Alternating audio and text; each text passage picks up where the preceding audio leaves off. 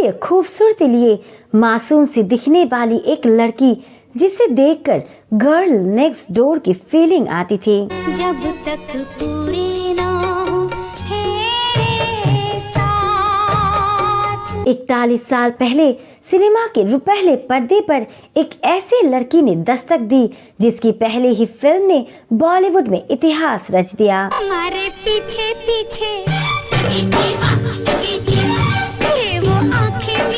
UP के छोटे से गांव की एक सीधी सादी बला गुंजा का किरदार निभाने वाली एक्ट्रेस ने इस सामान्य से फिल्म से ही सबके दिलों में जगह बना ली। जोगी जी प्रेम का रोग लगा हमको, कोई इसकी लेकिन क्या आप जानते हैं कि इस बेहद खूबसूरत अभिनेत्री को नॉन ग्लैमरस करार देकर फिल्म इंडस्ट्री से बाहर कर दिया गया था। मैं काबिया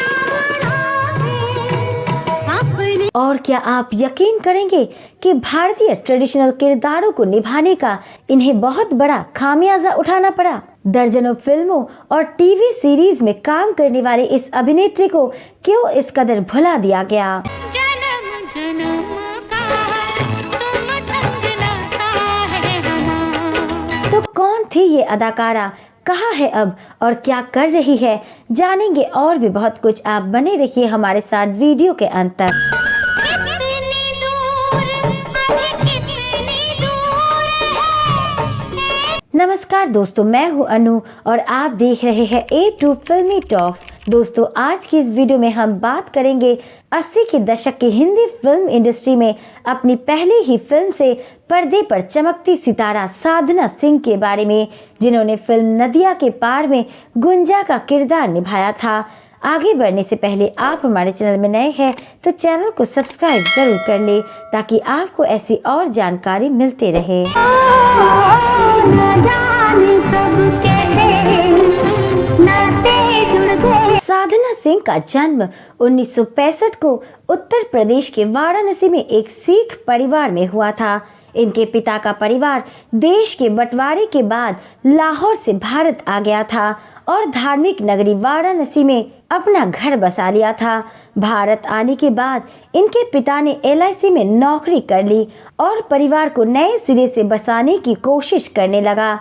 इसी परिवार में आगे चलकर साधना का जन्म हुआ। साधना की मां एक गृहिणी थी, हालांकि इनके बारे में ज्यादा जानकारी नहीं मिलती। मां फिल्मों की शौकीन थी और वेटरन एक्ट्रेस साधना की फैन थी, इसलिए अपनी बेटी का नाम भी साधना रख दिया। साधना की एक बड़ी बहन भी थी, सुरिंदर कौर, जिन्होंने आगे चलकर डांसर और एक्ट्रेस के तौर पर अपनी पहचान बनाई। बचपन में साधना खूब गाने गाया करती थी और एक सिंगर के तौर पर अपनी पहचान बनाना चाहती थी। साधना की बड़ी बहन इसी बीच दिल्ली चली गई और वहां पंडित बिरजू महाराज से क्लासिकल डांस की ट्रेनिंग लेने लगी। बाद में एक डांसर के तौर पर इनकी बहन सुरिंदर कौर को राजश्री प्रोडक्शन की एक फिल्म पायल की झनकार में काम करने का मौका मिला। इस फिल्म में सुरिंदर ने वीरा का किरदार निभाया था। जमुना पे आई भरन गगरिया। इसी फिल्म की शूटिंग के लिए सुरिंदर को मुंबई जाना पड़ा तो उन्होंने सोचा बहन को भी बुला लेती हूँ, शूटिंग भी देख लेगी और मुझे कंपनी भी मिल जाएगी। साधना मुंबई पहुंची और बहन के साथ शूटिंग सेट पर जाने लगी। वहां फिल्म डायरेक्टर गोविंद मुनीस की नजर साधना पर पड़ी, जो उस समय महज 16-17 साल की थी और काफी खूबसूरत नजर आती थी। दरअसल उस समय राजश्री प्रोडक्शन की ही दूसरी फिल्म नदिया के पार की स्क्रिप्ट लिखी जा रही थी और उसकी लीड एक्ट्रेस के लिए डायरेक्टर गोविंद मुनीस एक नए चेहरे की तलाश में थे। उन्होंने साधना को इस फिल्म के लिए ऑफर किया। साधना तो सिंगर बनना चाहती थी, इसलिए उसने इस ऑफर में कुछ खास इंटरेस्ट नहीं लिया। लेकिन जब इनकी बहन को ये बात पता चली तो उन्होंने खूब डांटा और समझाया कि इस मौके को हाथ से मत जाने दो। साधना ने हामी भरी और फिल्म का हिस्सा बन गई।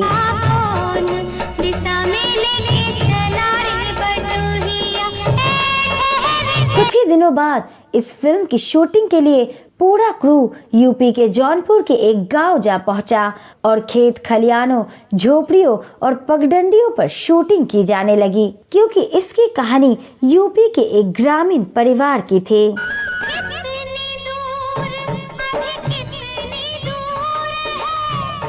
क्योंकि साधना सिंह बनारस के शहरी माहौलों में पली बड़ी थी, तो गुंजा के किरदार में ढलने के लिए इन्हें काफी मेहनत करनी पड़ी।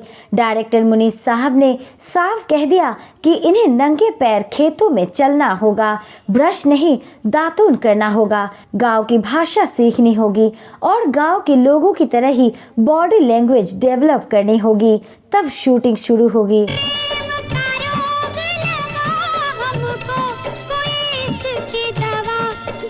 पहले तो साधना डर गई और फिल्म छोड़ने का मन बनाने लगी, लेकिन एक बार फिर बहन के समझाने पर सब कुछ सीखना शुरू किया और फिर इसे एक चैलेंज की तरह लिया। धीरे धीरे साधना सिंह पूरी तरह से गुंजा बन चुकी थी।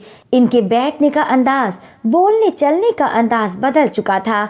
शूटिंग शुरू हुई और फिर तो इन्होंने गुंजा का किरदार इस कदर निभाया कि फिल्म रिलीज होते ही गुंजा के तौर पर ये देश भर में छा गई और आज इस फिल्म के रिलीज के 41 साल बाद भी भारतीय दर्शक गुंजा को भुला नहीं पाए हैं।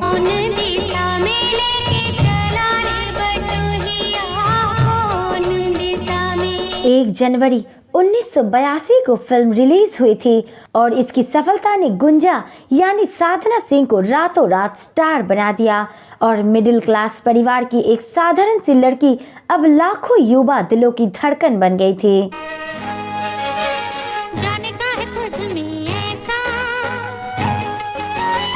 वैसे तो इस फिल्म का हर किरदार शानदार था, लेकिन गुंजा का किरदार निभाने वाली साधना सिंह की मासूमियत लोगों को इतनी पसंद आई कि उस दौर में पैदा होने वाली कई लड़कियों के नाम गुंजा रखे जाने लगे।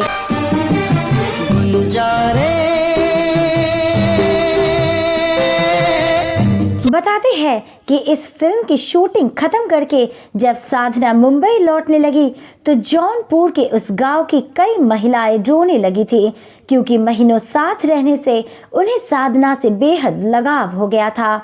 ये गांव के वही सीधी सादी महिलाएं थी जो फिल्म के कई हिस्से में नजर आई थी। साल 1965 में जब राजश्री प्रोडक्शन ने इस फिल्म के हिंदी रीमेक हम आपके है कौन बनाई तो गुंजा के किरदार में तब की सुपरस्टार माधुरी दीक्षित को उतारा और ये फिल्म भी जबरदस्त हिट रही है। पहला पहला प्यार है, पहली पहली बार। फिल्म नदिया के पार के बाद साधना उस दौर के निर्देशकों की पसंद बन गई, खासकर जिन्हें अपनी फिल्म के लिए ग्रामीण परिवेश की लड़की के तौर पर हीरोइन की तलाश होती थी। साधना ने कई फिल्में साइन कर ली और काम में पूरी तरह से व्यस्त हो गई। इसके लगभग 1.5 साल बाद साल 1984 में साधना सिंह की अगली फिल्म रिलीज हुई ससुराल, जिसे इनके पहले डायरेक्टर गोविंद मुनीस ने ही डायरेक्ट किया था। चाहे कोई हाथ जोड़े, चाहे बड़े पाँव, चाहे इस फिल्म में साधना के ऑपोजिट अरुण गोविल ने काम किया था, जो उस दौर में अपने लिए एक हिट फिल्म का इंतजार कर रहे थे।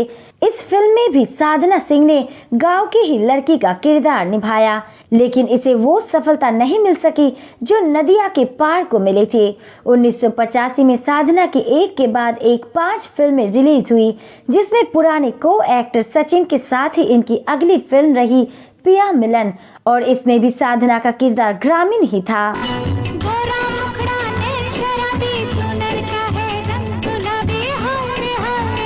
1985 की ही फिल्म रही पापी संसार, जो कि अब इंटरनेट पर मौजूद नहीं है। इसके अलावा फिल्म आई ये कैसा फर्ज, जिसमें वेटरन एक्ट्रेस नूतन के साथ इनका छोटा सा किरदार रहा। इसी साल की एक और फिल्म रही सुर संगम, जिसमें इन्होंने एक्ट्रेस जयप्रदा और गिरीश कर्नाड के साथ काम किया। इस फिल्म में भी साधना के को एक्टर सचिन ही थे। इस साल की साधना की 5वीं फिल्म रही तुलसी, जिसमें एक बार फिर से इनके साथ सचिन पिलगांवकर की जोड़ी थी। इसमें साधना का डबल रोल था।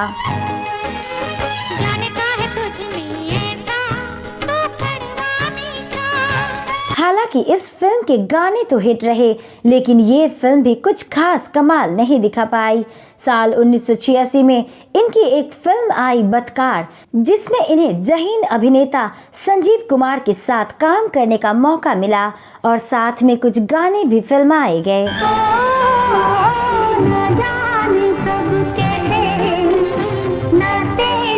इसी साल एक्टर सचिन के साथ एक और फिल्म रिलीज हुई, दुर्गा माँ, जिसमें उन्होंने एक पारिवारिक महिला का किरदार निभाया।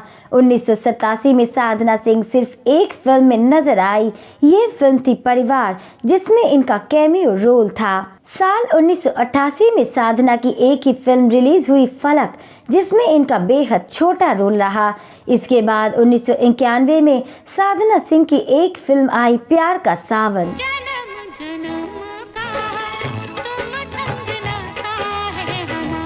ये साधना की आखिरी फिल्म साबित हुई और इसके बाद साधना ने फिल्मों में काम करना बंद कर दिया।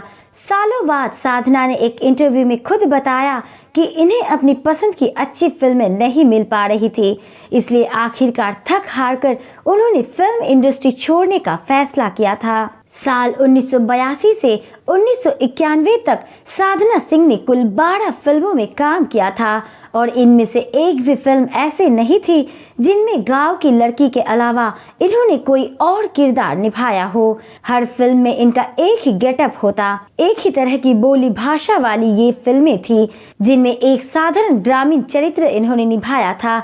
ये भी जानना होगा, क्या किसी भी तरह के अलग किरदार इन्हें किसी फिल्म में ऑफर किया गया था? तो जानकार बताते हैं कि अपनी पहली ही फिल्म नदिया के पार के बाद इनके ऊपर गांव की गोरी का जो थप्पा लगा, उसे ये कभी भी मिटा नहीं पाई और बिल्कुल एक से किरदार में ही फिल्म मेकर्स ने इन्हें बांध दिया। तो साथ ही साधना भी ऐसी फिल्में ही करती रही और अपने किरदारों के साथ किसी तरह का प्रयोग नहीं किया, जिसका नतीजा ये हुआ कि फिर इन्हें फिल्में मिलनी ही बंद हो गई। हालांकि बाद में साधना ने कोशिश भी की, लेकिन फिर किसी भी नामी डायरेक्टर ने इन्हें काम नहीं दिया और इन्हें इंडस्ट्री में नॉन ग्लैमरस एक्ट्रेस करार दे दिया गया। साधना ने इसके बाद एक ब्रेक लिया और अपनी घर गृहस्थी में व्यस्त रहे। इसके बाद लगभग 10 साल के अंतराल के बाद ये छोटे पर्दे पर एक्टिंग करती नजर आई और कुछ बड़े प्रोजेक्ट का हिस्सा बनी। 2001 से 2016 के बीच इन्होंने कई सीरियल्स में अभिनय किया, जिनमें कभी तो मिलेंगे, प्यार जिंदगी है, प्यार के 2 नाम, एक राधा एक श्याम, फुलवा और हमारी सिस्टर दीदी आदि शामिल है। साल 2016 में साधना सिंह ने फिर बड़े पर्दे पर फिल्म जुगनी से वापसी की। इसके बाद साल 2017 में ये अनुराग कश्यप की फिल्म मुक्काबाज में नजर आई। फिर साल 2019 में सुपर 30 जैसे हिट फिल्म में इन्होंने ऋतिक रोशन की मां का किरदार निभाया, जिसे लोगों ने खूब पसंद किया। जो लोग कैम्ब्रिज नहीं जाता उसका जिंदगी रुक जाती। साल 2022 में फिल्म गिल्टी माइंड्स में ये नजर आई, तो इसी समय इनकी एक शॉर्ट फिल्म द्रोणाचार्य भी देखने को मिली। बात करें साधना सिंह की पर्सनल लाइफ के बारे में, तो हिंदी भोजपुरी फिल्मों के प्रोड्यूसर राजकुमार शाहबादी से 1985 में इन्होंने शादी रचाई थी। इनके पति झारखंड के गिरिडीह के रहने वाले थे, जिनके पिता जाने माने फिल्म प्रोड्यूसर विश्वनाथ प्रसाद शाहबादी थे।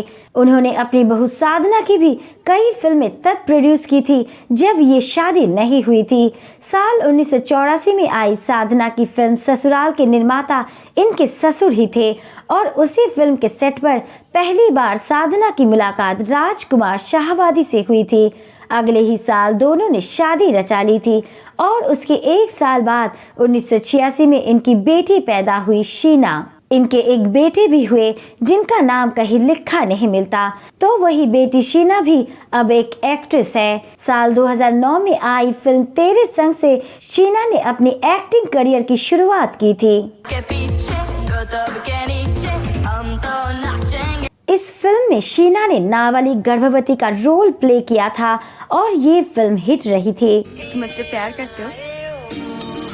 पता नहीं, लेकिन हाँ, तुम मुझे बहुत अच्छी लगती। कहते हैं अपने करियर में शीना अब तक करीब 12 फिल्में कर चुकी है और अब भी एक्टिव है। साधना सिंह ने अब तक कुल 18 फिल्मों और 12 टीवी सीरियल्स में काम किया है, लेकिन इनको अब ज्यादातर लोग गुंजा के रूप में नहीं पहचानते, इसलिए हमने इनकी पूरी कहानी आपके सामने लाने की कोशिश की।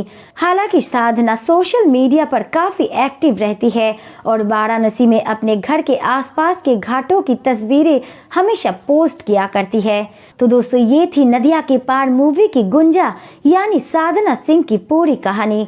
उम्मीद करते हैं आपको ये वीडियो पसंद आई होगी। आपको साधना सिंह की कौन सी फिल्म या कौन सा गाना पसंद है? कौन दिशा में लेके चला रे बटोहिया, कौन दिशा। हमें कमेंट करके जरूर बताइएगा और वीडियो पसंद आई तो लाइक शेयर जरूर कीजिएगा। साथ ही फिल्मी दुनिया की ऐसी और अनसुनी किस्से कहानियों को जानने के लिए चैनल को सब्सक्राइब करना ना भूले।